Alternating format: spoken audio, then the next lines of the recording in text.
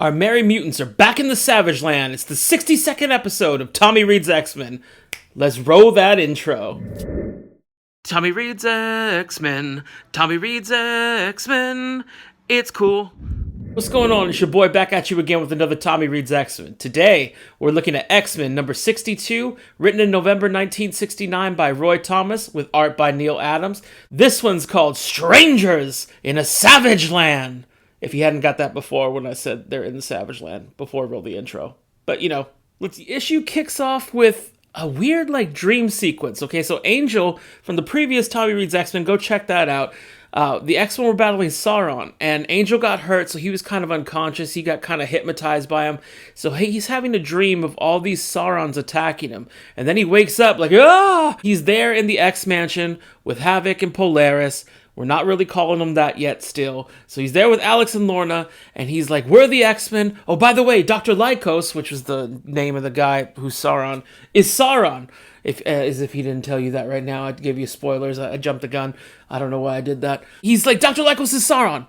And they're like, oh yeah, well, we know. He came and attacked the mansion. And they kind of fill him in on what's going on. He's like, I need to get to his lab. And then for some reason, off panel, they just mentioned Angel went to the lab and he, found Dr. Lykos' journal, which explained everything, and now he's going to meet the X-Men. They didn't want to waste time with that, I guess, so we just kind of explained it in, text, and we're moving on to Angel trying to catch up with the X-Men. But first, Angel gets to where the X-Men were at. Now, if you remember your Tommy Reads X-Men, your X-Men, you know that Sauron went back to where he first got turned, and he fell off a cliff, seemingly dying. Angel runs into Tanya. Now, Tanya was Dr. Lykos, a.k.a. Sauron's love interest, and she tried to stop him from, being evil, and then he fell, and he's like, well, who are you? And we get the explanation off camera. A lot of stuff's happening off panel, and he's like, okay, so where is everyone then? Because it's just her, and she's like, oh, the X-Men went to go look for Sauron's body. And he's like, oh, okay, well, I'll go follow them. Now, we spent 2 issues dealing with, and I'm going to mention this a few times, we spent 2 issues dealing with the Lykos family drama, all their nonsense, Sauron, changing into Sauron or whatever, and it was like a big soap opera that the X-Men were just kind of in the background like, huh? Uh-oh? They were kind of like guest stars in their own book, and we spent 2 issues with them, and now we've resolved this whole Tanya Lykos business in a page and a half, never to return to again for this issue. I don't know why they just didn't start clean with them on another mission, but I digress. So now Angel, he's still a little hurt from being hypnotized and stuff, and he's getting exhausted, but he's going down this weird looking cave, and then suddenly he just straight up passes out. Why? He pulls a Jean Grey in the 90s X-Men thing where he's like, ah! So he passes out, he lands on the floor in the Savage Land. Now, we visited the Savage Land before, and I'll get to that in a second. He's visited by this weird, frog-looking robot dude who they call Amphibious. They're really reaching deep in their bag of names for that one. And this weird, white-haired dude who looks like he could be a doctor, and he's like, oh, no, Angel's dead. But is he, though? Cut to, where's the X-Men, right? So they cut to the X-Men who are in the middle of a battle in the Savage Land against a T-Rex. What? That's right, I'm going to say it again real slow. X-Men versus T-Rex, y'all, in Jurassic Park, practically. What more could you ask for? I mean, that alone bumped it up a few notches in my final review. But we'll get to that later because we got plenty of X-Men to talk about some more. Now, the X-Men quickly handle that T-Rex. And who pops up but Kazar? I think I'm saying that right. Kazar. The last time we saw him was way back in X-Men number 10. Now, if you want to see a rough cut of all the majesty that Tommy Reads X-Men is now, you go back and look at issue number 10, and you see just how far this channel has come. Let's move on about Kazar. Now, Kazar is there, and he's basically like Tarzan. Let's be honest, it's the Marvel version of Tarzan, kind of. You could correct me down in the comments if I'm wrong, but I don't know if there's a whole bunch of Kazar stands. But he tells the X-Men, oh, hey, yeah, I remember you guys, but shh, I'm doing something. And the X-Men, for some reason, even though they're in a strange land where he's practically the king, decide, I ain't gonna listen to this guy. Don't be shushing me. And so then, Bobby takes offense to it first, and he like shoots an ice beam at Kazar because he's like, shh, like pointing at people. And then he freezes his hand, and instead of taking it lying down, Kazar straight up pimp slaps Bobby. Like, he paintbrushes him. You know what I'm saying? Like, where's my money, Bobby Drake? Because of that, naturally, they don't have his money. So because of that, the X-Men want to throw down with Kazar. But Zabu, I'm bad with these Savage Land names. Anyway, Zabu, that's what I'm going with, is his saber-toothed tiger, and he jumps out, and quickly the X-Men are like, no, we cool. You take change, because I'll get you your money. So he tells the X-Men, just, if you're going to be like that, just come with me. And Kazar is tracking this tribe that's been kidnapping another tribe's people, you know, in the night and stealing them. You know, that's what kidnapping is. But, so he steals them, and then he's tracking them to stop them. The X-Men are like, oh, okay. And then we get Kazar versus these tribes people who are kidnappers. And the X-Men are just kind of there at first. Again, much like the Sauron issues that we just came from, the X-Men are guest stars in their own book. They're in their own book. It seems like they're just standing there watching the action happen. And they're getting like, okay, well, we might as well jump in. So then they jump in, and we cut to something else. Cut to this weird-ass lab where the doctor in white hair, now he's got a lab coat, so we know he's officially a doctor. He's working on Angel, who's dead, or could just be exhausted and sleepy. We don't know, but he's experimenting on him, and all of a sudden he's like, come on, lad, as if he's dead. Really, he just, probably had a loud noise and woke him up, because he's like, huh?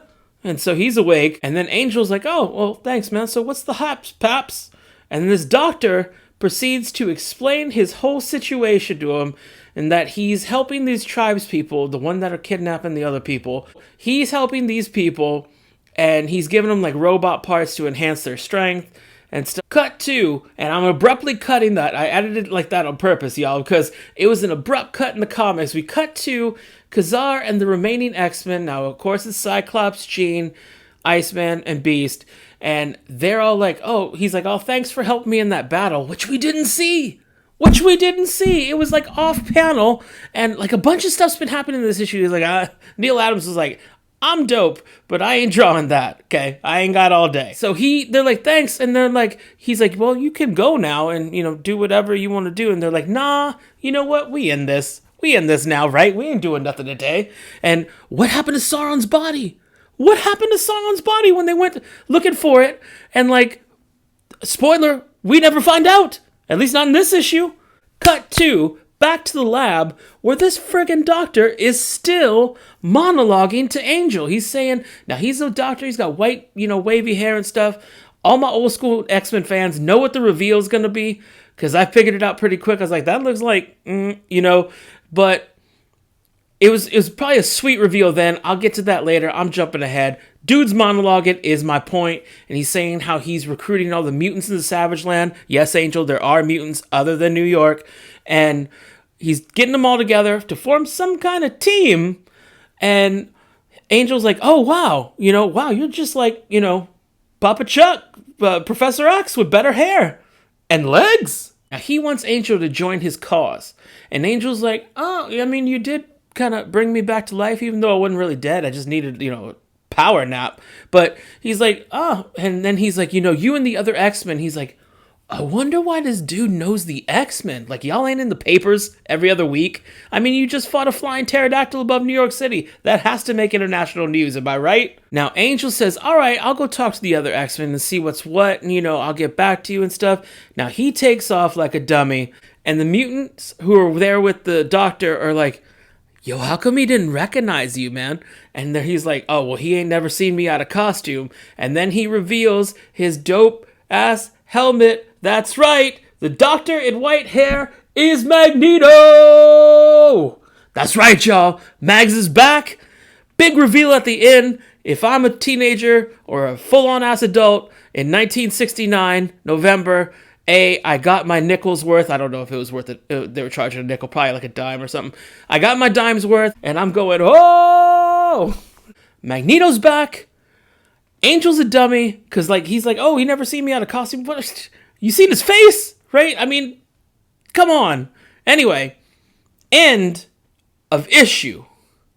Let me hit you with some final thoughts, because I was already dipping in there. All right, y'all. I'm going to give this issue a 7 out of 10. And let me tell you why. First, I have to block some things off, because the X-Men, at first, were seemingly, the majority of the issue, to be honest with you, were seemingly guest stars in their own book again. And I don't like that. It's called X-Men. It ain't called a bunch of these wacky people with their nonsense featuring the X-Men. That's, one, too long a title. And two, it is not a guest book with the X-Men. It's not Marvel Tales like Wolverine, you know, where he was teamed up, or Marvel 2-in-1, or whatever. You get what I'm saying, because I don't, because this rant's going off the rails. I had to knock another point off because we spent so many issues with Sauron and Tanya and the Lykos family drama, and maybe I was a little too invested in that to begin with. It was like an episode of the OC in 2002, but then we just kind of got rid of them. Like, I don't know why we just didn't start off with the X-Men like, oh, here's another random what's it we got to go check out before we get to the Savage Land. I don't see what, unless Sauron comes out again, which I don't know. I mean, I know he will eventually, because I'm not dumb and I've been reading these since I was a kid.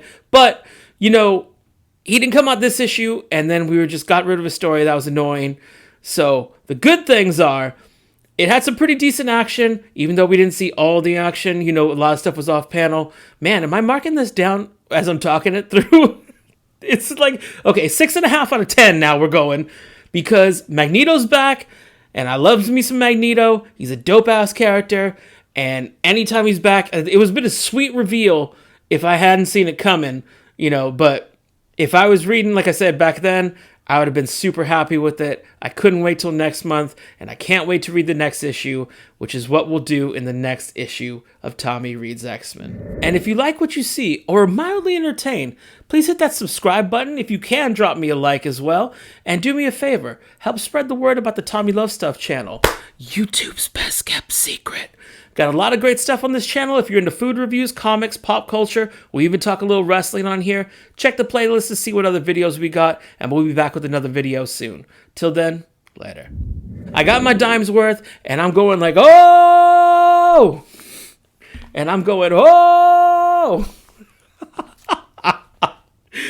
Anyway, I'm going, oh.